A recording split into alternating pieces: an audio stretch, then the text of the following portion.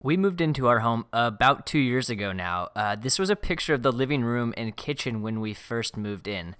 So, over the past 2 years, we've done a lot of changes to our home to make it our own, mostly starting with the kitchen and then working our way outwards. The latest project that we tackled was the fireplace.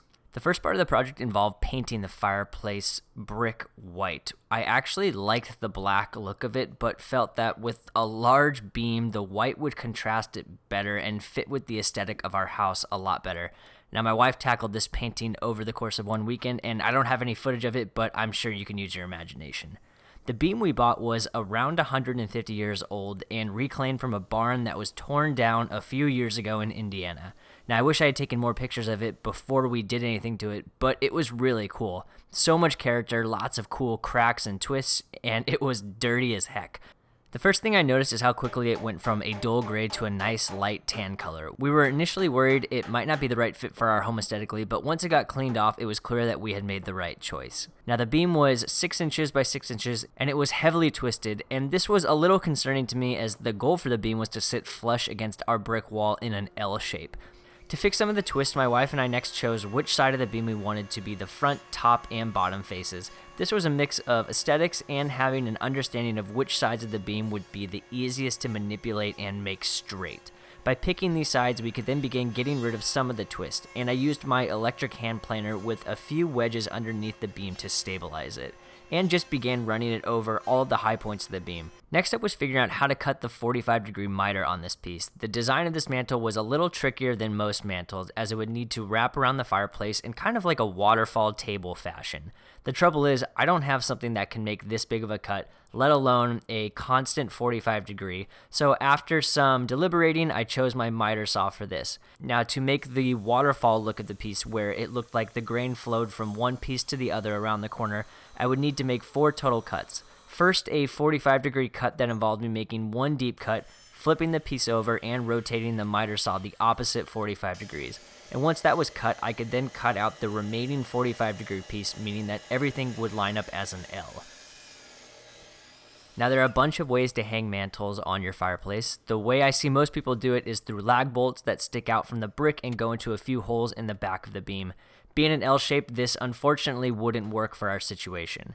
So I opted for a French cleat system where I could sit the entire beam flush up against both sides of the wall and then lower it into place on top of the 3 separate French cleats.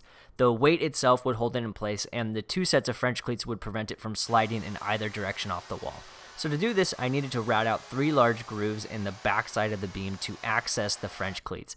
These needed to be deep enough to fit 3/4 inch plywood, but also large enough so that I could put one of the cleats within the grooves, and then the other matching cleat that would hang on the wall could be slid into it. The last thing to do with the beam itself was to cut it to its final length on each end, which I did in 2 passes again over at the miter saw. The tricky part about working with lumber this large is joining it together. Because I wanted this to have a waterfall look where it felt like the beam was continuous around the corner, I needed to come up with a simple method to join them together.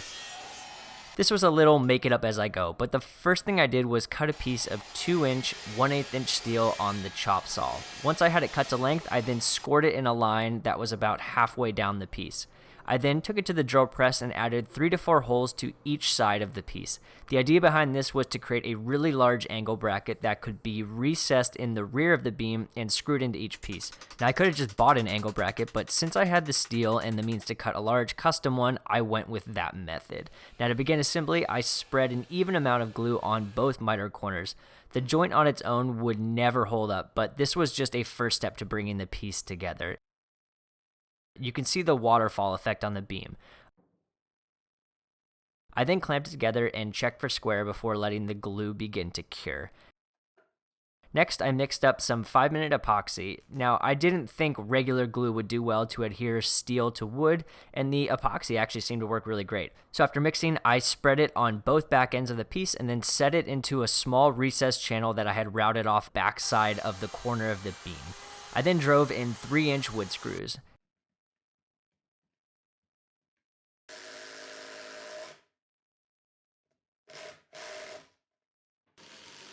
The last step in the process was to add something minimal to the front corner of the beam to prevent it from flexing inwards and kind of opening up that waterfall. The steel on the rear was plenty strong, so the beam wasn't going to come apart, but it wasn't enough to prevent the corner from breaking apart. Now, I don't actually know the species of wood that I was using for the beam, but I had some leftover white oak lying around that matched it pretty closely, so I broke it down into a small half-inch strip over at the table saw and miter saw. Now, the goal of this strip was to serve as a bridge between the two beams so that it couldn't flex in the wrong direction. Now, to hide it, I chose to put it on the top beam where you'd barely see it because the beam was going to be at about your eye level.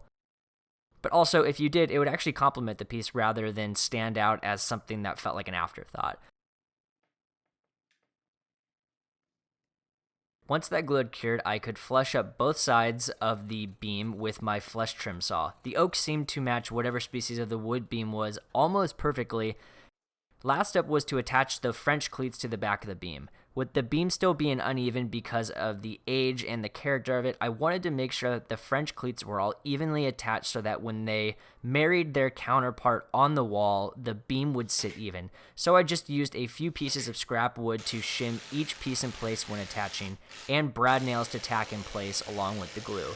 I then followed up with three 3-inch wood screws, and these cleats were definitely not going anywhere at this point.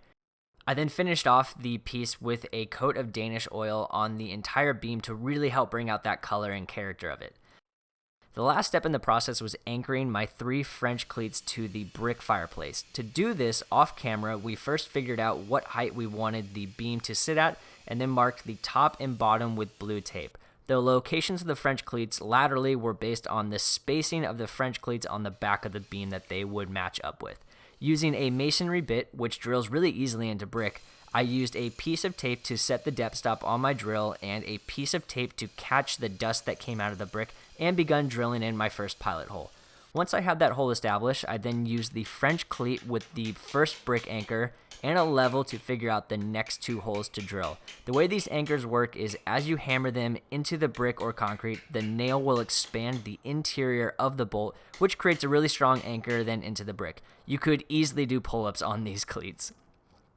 I then repeated that process 2 more times for the other French cleats, checking my measurements each time to make sure things were evenly spaced from the ground, which I had also checked to make sure was level. I also needed to remove a piece of molding from the corner of the fireplace so the beam could sit flush up against that corner, and I just used my multi-tool for that. Now, for some reason, I didn't film us actually lifting the beam into place, but at this point, it was as simple as lifting up and dropping into place. Because we had attached 3 French cleats to the brick wall and had created 3 French cleats on the back of the beam, 2 people could simply just pick it up and drop it into place. And after seeing everything come together, it felt incredibly square, and we really loved the new look of this thing in our home.